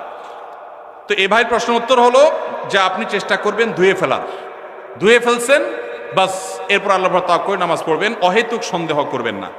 আমার একটা প্রশ্ন, কোনো ব্যক্তি এমন ঋণগ্রস্ত যা পরিশোধ করা কষ্টকর, এক্ষেত্রে ওই লোক ব্যাংক থেকে ঋণ নিয়ে ঋণ পরিশোধ করতে চাইলে সেটা পারবে কিনা জানতে পারলে ভালো হয়। যিনি ঋণগ্রস্ত তিনি ব্যাংক থেকে সুদি লোন নিয়ে যদি ঋণ পরিশোধ করতে যান তাহলে গাছের গোড়া কেটে আগায় পানি দেওয়া হবে, গোড়ায় কেটে আগা পানি দেওয়া হবে। ঋণ পরিশোধ ভালো কাজ, কিন্তু সুদি কারবার করা ভালো না খারাপ? সুদি কারবার করা কি ভালো কাজ না খারাপ কাজ? শুধু খারাপ কাজ, জঘন্য হারাম। এখন কত হলে আপনি কি করবেন? আপনি চেষ্টা করবেন আপনার জমি জমা বিক্রি করে কারোর কাছে ধার দেনা করে পরিশোধ করার। অনেকে আমার কাছে চিরকুট দেয়, ভাই আমল শিখে দেন যে আমল করলে ঋণ পরিশোধ হয়ে যাবে। ছাত্ররা চিরকুট দেয়, কালকে বরিশালে প্রোগ্রাম ছিল, চিরকুট লিখে দিছে কি এমন আমল শিখিয়ে দেন যে পরীক্ষার খাতা উল্টো পাল্টা লিখলে ওটা ঠিক হয়ে যাবে। কত আজগুবি আজগুবি প্রশ্ন মানুষ দিতে পারে। আমি এই প্রশ্ন দেখে বললাম, এই প্রশ্ন বলতেছে এটা একটা ফাঁকিবাজ ছাত্র। ভালো ছাত্র হলে সে পড়ালেখার চেষ্টা করবে, কলম পড়া, ওই ধানাই ফানাই করা, অমুক পিসাবের কাছে যাওয়া পরীক্ষার আগে, এগুলো সব ফাঁকিবাজ ছাত্রদের কাম। ভালো ছাত্র পড়ালেখা করবে, ফাঁকি ঝুঁকি দিবে না, আর আল্লাহর কাছে দোয়া করবে, মুরব্বীদের কাছে দোয়া চাইবে, বাস না। আপনি ধানাই ফানাই করলে এটা আলামত খারাপ। বিধায় একইভাবে ঋণ পরিশোধের জন্য অনেকে বলে ভাই আমল শিখাই দেন ঋণ পরিশোধ যেন হয়ে যায়। আমি অনেককে এরকম হাতের কাছে পেলে জিজ্ঞেস করি ঋণ কত টাকার, বলে 5 লাখ টাকা। জমি জমা ঘর বাড়ি, আলহামদুলিল্লাহ গর্বিটা আছে। জমি জমা জমি জমা আছে, কিছু চাষের জমি আছে, ওগুলো বিক্রি করলে কত হবে? ওগুলো তো অনেক টাকার জিনিস, তো সেগুলো বিক্রি করে ঋণ দেন না কেন? কেন জমি বিক্রি করে ঋণ দেবো নাকি? মানে আপনি দোয়া শিখাই দেন, ওইটা আমল করলে উপর থেকে আল্লাহ বস্তা ফালাই দিবে, ঋণ দিয়ে দিব, আর আমার জমি আমারটা থাকবে। এই 2 নম্বরই করলে কোনো কাজ হবে? সাধ্য অনুযায়ী আমার গর্বিটা বিক্রি হলো, আমি ঋণ পরিশোধ করব, তাই বলে সুদী লোন নেওয়া জায়েজ হবে না। এটা অনেক ভাইরা ভুল করেন। বিভিন্ন রেস্টুরেন্টে, বিশেষত চাইনিজ রেস্টুরেন্টগুলোতে সি ফুডের নামে যে কাঁকড়া, অক্টোপাস স্কুইড বা এরকম সামুদ্রিক প্রাণী খাওয়ানো হয়, বিশেষ করে কাঁকড়া খাওয়া শরীর দৃষ্টিতে বৈধ কিনা? হানাফি মাযহাব অনুযায়ী মাকরুহ, অন্য কোন কোন মাযহাবে অন্য ইমামদের অনেকের মতে এটা জায়েজ, কিন্তু হানাফি মাযহাব অনুযায়ী মাছ ছাড়া, সমুদ্রের নিচে মাছ ছাড়া বাকি এই জাতীয় অক্টোপাস অথবা কাঁকড়া জাতীয় এগুলো খাওয়া মাকরুহ। জুমার সালাতে নবী সাল্লাল্লাহু আলাইহি সাল্লাম কোন সূরা পড়তেন? জুমার নামাজে আমাদের নবী করিম সাল্লাল্লাহু আলাইহি সাল্লাম সূরায়ে সাব্বিহ ইসমা রাব্বিল আলা এবং গাশিয়া, এই দুই সূরা বেশিরভাগ পড়তেন, এবং এত বেশি পড়তেন যে সাহাবীদের কেউ কেউ বলতেন নবীজি সাল্লাল্লাহু আলাইহি সাল্লামের জুমার নামাজে এই সূরা শুনতে শুনতে আমার মুখস্থ হয়ে গেছে, এত বেশি পড়তেন। সূরায়ে সাব্বিহ ইসমা রাব্বিল আলা এবং হাল আতাকা হাদিসুল গাশিয়া। আর কোন কোন হাদিসে আসছে নবী সাল্লাল্লাহু আলাইহি সাল্লাম সূরায়ে জুমআ এবং মুনাফিকুন, এই দুই সূরা জুমার নামাজে পড়তেন। সুন্নত কাজ নিয়ে ব্যঙ্গ করা হলে কি ধরনের পাপ হতে পারে জানতে চাই। কোন সুন্নত নিয়ে যদি কেউ ব্যঙ্গ করে ঈমান নষ্ট হয়ে যাবে। কি হয়ে যাবে? দেখুন, একটা পয়েন্ট বোঝার চেষ্টা করতে হবে। সুন্নত কেউ পালন না করলে কি বেঈমান হবে? কিন্তু সুন্নত নিয়ে কেউ ব্যঙ্গ করলে কি হবে? ঈমান নষ্ট হবে। নিজে দাড়ি নেই, আপনি বেঈমান হবেন না, আল্লাহ মাফ করে জান্নাত দিতেও পারেন। কিন্তু কেউ দাড়ি রেখেছে, বলতেছেন তাকে ব্যঙ্গ করে, কিরে জঙ্গি হয়ে গেছে দেখি, ছাগলের মতো লাগতেছে দেখি, হ্যাঁ, এরকম আজে বাজে কথা বলতেছেন, তাহলে কিন্তু ঈমান যাওয়ার আশঙ্কা আছে। খুব ভয়ঙ্কর ব্যাপার। বিদ্রোহর শামিল, আল্লাহর সঙ্গে বিদ্রোহের শামিল। বাংলাদেশে কোনো আইন আপনি অমান্য করলেন, আপনার শাস্তি হবে, নাগরিকত্ব বাতিল হবে না। কিন্তু আপনি বাংলাদেশ রাষ্ট্রকে অস্বীকার করলেন, আইনকে অস্বীকার করলেন, সেক্ষেত্রে আপনি রাষ্ট্রদ্রোহী হবেন। আল্লাহর কোনো বিধানকে মানেন নাই, সেটা একটা বিষয়, কিন্তু আপনি অস্বীকার করেছেন, ঠাট্টা করেছেন, বিদ্রুপ করেছেন, তাহলে কিন্তু ঈমান চলে যাবে। অনেক যুবক ভাইরা আছেন, বিশেষ করে দাড়ির ইস্যুতে কোনো ভাই দাড়ি রেখেছেন, তার সাথে হাসাহাসি করে, তাচ্ছিল্য করে নিজের ঈমানটা নষ্ট করে ফেলেন, আছে না নাই? নিজে করতে না পারেন, আরেকজন করলে খবরদার কোনো বিদ্রুপ করবেন না। এরপরে প্রশ্ন, ইন্নী ওয়াজ্জাহাতু ও নাওয়াইতুন পড়ার কোনো দলিল আছে কিনা? দলিল আছে ভাই, ইন্নী ওয়াজ্জাহাতুনের দলিল আছে। ইন্নী ওয়াজ্জাহতু ওয়াজহাল্লাযী ফাতারাস সামাওয়াতি ওয়াল আরদা হানিফা মা আনা মিনাল মুশরিকিন লা শারীকা লাহু ওয়া বিযালিকা উমিরতু ওয়া আনা আউয়ালুল মুসলিমিন। আরো লম্বা আছে, এটা দোয়ার প্রথম অংশ বললাম। এটা আমাদের নবী করিম সাল্লাল্লাহু আলাইহি সাল্লাম পড়তেন নামাজ শুরু করার পর, তাকবীরে তাহরিমা বাঁধার পর সানার জায়গাতে। সানার জায়গাতে আমরা একটা দোয়াই ছোটবেলা মুখস্থ করছি, আর যাই না, সেটা হলো সবচেয়ে ছোটটা। সানার মধ্যে তিনটা সানা প্রসিদ্ধ হাদিসে আছে, এর মধ্যে একটা হলো আল্লাহুম্মা বাঈদ বাইনি ওয়া বাইনা খাতায়ায়া কামা বাআদতা বাইনাল মাশরিকি ওয়াল মাগরিবি, এটা একটা সানা। আরেকটা হলো ইন্নী ওয়াজ্জাহতু ওয়াজহাল্লাযী ফাতারাস সামাওয়াতি ওয়াল আরদা হানিফা, অনেক বড় দোয়া, এটা আরেকটা সানা। আর সুবহানাকা আল্লাহুম্মা ওয়া বিহামদিকা ওয়া তাবারাকা ইসমুকা ওয়া তাআলা জাদ্দুকা ওয়া লা ইলাহা গায়রুকা, এটা আরেকটা সানা। এটাকে দোয়ায়ে ইস্তিফতাহ বলা হয়, নামাজ শুরুর দোয়া। এই নামাজ শুরুর দোয়া হিসাবে আমরা সবচেয়ে ছোটটা মুখস্থ করছি, আর বাকি আরো দুইটা যে আছে আমরা জানি না। নবী করিম সাল্লাল্লাহু আলাইহি সাল্লাম মাঝে মধ্যে সেগুলোও পড়তেন। এখন এটাকে আমাদের দেশে বানাইছে জায়নামাজের দোয়া। ভাই, নবীজির সময় কি জায়নামাজ ছিল? দোয়া আসলো কোত্থেকে? জায়নামাজই তো ছিল না, দোয়া আসলো কোত্থেকে? তো জায়নামাজে দাঁড়ানোর কোনো দোয়া নাই। দোয়া আছে কিসের ভাই? নামাজ শুরুর। ইন্নী ওয়াজ্জাহতু হলো নামাজ শুরুর দোয়া, ওইটা লাগাইছে নিয়ে কোথায়? জায়নামাজে। জায়নামাজ দাঁড়াবে, আলাদা কোনো দোয়া নেই। আর নাওয়াইতুন যে দোয়া, ওইটা তো আসলে কোনো জাল হাদিসেও নেই, কোনো জাল হাদিসেও নাই। আলহামদুলিল্লাহ, এটা এখন মানুষ বুঝে গেছে। মনে মনে আমরা নিয়ত করছি, কোন নামাজে পড়ছি, নামাজের নিয়তে তাইয়িন করছি। আমি জোহর পড়তেছি, ফরজ না সুন্নত পড়তেছি, এটা আমার মাথায় আছে। এই নিয়তের ইস্তেহজার, এটাই যথেষ্ট। মুখে নাওয়াইতুন উচ্চারণ করা এটা জরুরি না, বরং এটাকে কেউ নামাজের পাঠ মনে করে বেদাতে লিপ্ত হওয়ার আশঙ্কা আছে। একসময় মানুষ অনেকে বলতো নামাজের এখনো মুখস্থ হয় না, এই জন্য নামাজ পড়ে না, এর কারণে সে গুনাহগার হবে। শুধু মহিলাদের জন্য আলাদা মসজিদ করার সহি দলিল কি? সহি তো দূরের কথা, জাল দলিলও তো নাই, জাল দলিলও নাই। মাস দুয়েক আগে আমি জার্মানিতে গেছিলাম, ইউরোপের। তো জার্মানিতে বার্লিনে একটা মসজিদ আছে, ইমামও মহিলা। ইমাম কি? মহিলা। ভাইরা আমার, মেয়েদের জন্য মসজিদে না এসে বাসায় 5 ওয়াক্ত নামাজ পড়া উত্তম, এ ব্যাপারে কোনো দ্বিমত আমাদের মধ্যে নাই। ওয়া বুয়ুতুহুন্না খায়রুল লাহুন্না। তবে হাদিসের আগের অংশ আছে, আল্লাহ নবী সাল্লাল্লাহু আলাইহি সাল্লাম বলেছেন লা তামনাউ আমা আল্লাহি মাসাজিদ আল্লাহ, আল্লাহর বান্দিরা মসজিদে আসলে বাধা দিও না, কিন্তু তাদের জন্য মসজিদে আসার চাইতে বাসা নামাজ পড়া বেশি উত্তম। তার নবীজি চাইতেন তারা যেন বাসায় পড়ে। মসজিদে দিনই কোনো প্রোগ্রাম, কোনো বিশেষ কারণে যদি আসে, দিনই এলেম অর্জন করার জন্য আসে, তাহলে ফিতনামুক্ত সেই পরিবেশ থাকলে আসবে, আর না হলে সেটাও বাসা বা অন্য অঙ্গনে হবে। আর পাবলিক প্লেসে যে মসজিদগুলো, শহরের মসজিদগুলো, মহিলারা বাজারে ডাক্তার দেখাইতে বিভিন্ন কারণে আসে, সেগুলো তো অবশ্যই মেয়েদের নামাজের ব্যবস্থা থাকা দরকার। কিন্তু মেয়েদের জন্য মসজিদে এসে 5 ওয়াক্ত নামাজের জামাতে হাজির হওয়ার চাইতে বাসায় নামাজ পড়া অধিকতর উত্তম। মদিনায় এক মহিলা নবী সাল্লাল্লাহু আলাইহি ওয়াসাল্লামের পেছনে এসে নামাজ পড়ার জন্য, মসজিদে নামাজ 1 রাকাতে 1000 রাকাতে সওয়াব, নবীজিকে যখন বলেছেন, নবীজি বলেছেন তুমি তোমার বাসায় পড়লে বেশি সওয়াব হবে, কেন কষ্ট করে আসো? এখানে 1000 পালে ওখানে আরো বেশি পাবে। কিন্তু আমাদের বন্ধুরা অনেকে আবেগে নিজেকে সামলাইতে পারেন না। আল্লাহ আমাদের বোঝার তৌফিক দান করুন। তাহলে মেয়েদের বাসায় নামাজ পড়া উত্তম, কিন্তু শহরে পাবলিক প্লেসে মেয়েদের নামাজের জায়গা না থাকার কারণে বহু পর্দানসীন, বহু নামাজি মেয়েরা ওয়াক্ত চলে যায়, নামাজ পড়তে পারে না। ডক্টর খন্দকার আব্দুল্লাহ জাহাঙ্গীরউল্লাহ বলতেন, আমাদের মা বোনরা বাসায় অবস্থান করবে, প্রয়োজনে বের হবে, এটাই শরিয়ার নির্দেশ। কিন্তু আমাদের মা বোনরা যে কোনো কারণে বাইর হয়ে গেছে, এখন যদি বলেন যে নামাজ পড়তে দিব না, বাসায় যাওয়া ছাড়া পড়বে না, তাহলে কাজা হবে, তাহলে সেটা তো তার জন্য ক্ষতিকর হবে। এই জন্য ব্যালেন্স আমাদেরকে শিখতে হবে। তো মহিলাদের জন্য আলাদা মসজিদ করার, পৃথক মসজিদ করার কোনো নজির শরিয়াতে নাই, কোনো আলেমের কোনো মত এর সপক্ষে নাই। এটা সারাসর ফিতনা, যদি কেউ করে নাজায়েজ হবে। মসজিদের ভিতরে প্রথম কাতারের সামনে দেয়ালের ওই পাশে লাশ রেখে সালাত আদায়ের দলিল চাই। বাবারে সব দলিল চাচ্ছে দেখি। দেখেন, মসজিদে যখন জানাজার নামাজ হবে তখন লাশ মসজিদে ঢুকাবে না। কেন? কারণ লাশে রক্ত, পুজ, পানি ইত্যাদি থাকতে পারে, মসজিদ নাপাক হবে। সেজন্য মসজিদকে পরিচ্ছন্ন রাখার প্রয়োজনে লাশটাকে পশ্চিম পাশে রেখে তারপর জানাজা পড়া হয়। কিন্তু এটা সুন্নাহ না। সুন্নাহ কোনটা? সুন্নাহ হলো মাঠে জানাজা নামাজ পড়া। এই সুন্নাহ মুর্দা হয়ে গেছে।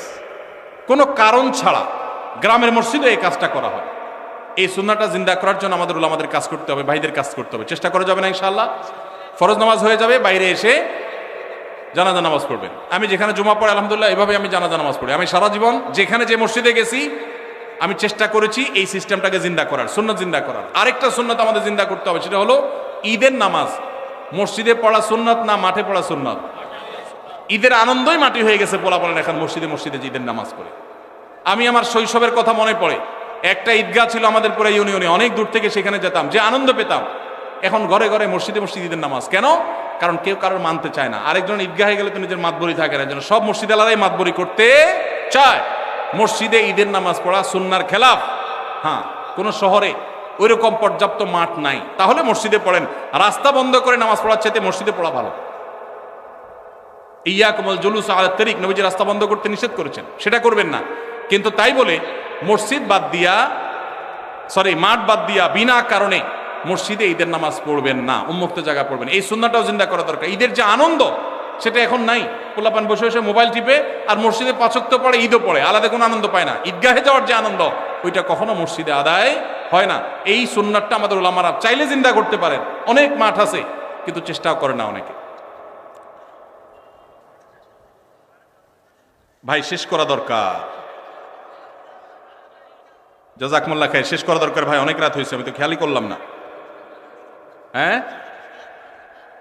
10:30 পর্যন্ত 7 মিনিট আছে হায়াত। আচ্ছা ঠিক আছে। বাঙালি ওয়াজ শোনার ওস্তাদ, আমলের বেলায় ঠনঠন হলে কি হবে? ওয়াজে ওস্তাদ। ফজর নামাজ জামাতের সাথে পড়ার পাক্কা নিয়ত আছে কার কার? হাত তোলে। আল্লাহ আমাদের সবার হাতগুলোকে কবুল মঞ্জুর করুন। পাক্কা নিয়ত যে করছেন, এটা বাস্তবায়ন করার জন্য অ্যালার্ম দিতে হবে ডাবল ট্রিপল করে। মোবাইল আবার দূরে রাখতে হবে, যান বন্ধ করে আবার শুয়ে না যান। আর আরেকটা নামাজি বন্ধুকে বলতে হবে, দোস্ত তুই আমারে ফোন দিবি, আমি তোরও ফোন দেবো। চেষ্টা করা যাবে না ইনশাআল্লাহ? আল্লাহ আমাদের তৌফিক দান করুন। আচ্ছা সংক্ষেপে যাই। অনেক চাকরির ক্ষেত্রে দেখা যায়, যেমন ডিফেন্সের চাকরিতে নবী সাল্লাল্লাহু আলাইহি ওয়াসাল্লামের সুন্নাত দায়ী রাখার জন্য সিনিয়রের অনুমতি নিতে হয়, এবং চাকরির বয়স কম তাই অনুমতি দেয় না। এ বিষয়ে যৌক্তিকতা কি? দেখুন, ভারতে ডিফেন্সে আমরা দেখি শিখরা তাদের পাগড়ি পরে তারপরে সেখানে তারা ডিউটি করতে পারে। আমেরিকার মতো দেশে ধর্ম পালন করেও ডিফেন্সে চাকরি করতে পারে। আমাদের দেশে এই রকম অবস্থা তৈরি হয়েছে যে দীর্ঘদিন থেকে নিয়ে দায় রাখতে দেওয়া হতো না, মেয়েদের হিজাব করতে দেওয়া হতো না। একবার বিমানে একজন বিমানবালা আমার কাছে একটা অনুরোধ করলেন যে ভাই মেহেরবানি করে আমরা যারা হিজাব করে ডিউটি পালন করতে চাই, যদিও বিমানবালার ডিউটি হিজাব করে পালন করেও শরীয়ত মতো পর্দা করা কঠিন, বাকি জেনারেলি অন্যান্য ক্ষেত্রেও মেয়েদের যেন পর্দার সাথে করতে পারেন তারা অনুরোধ করেছেন।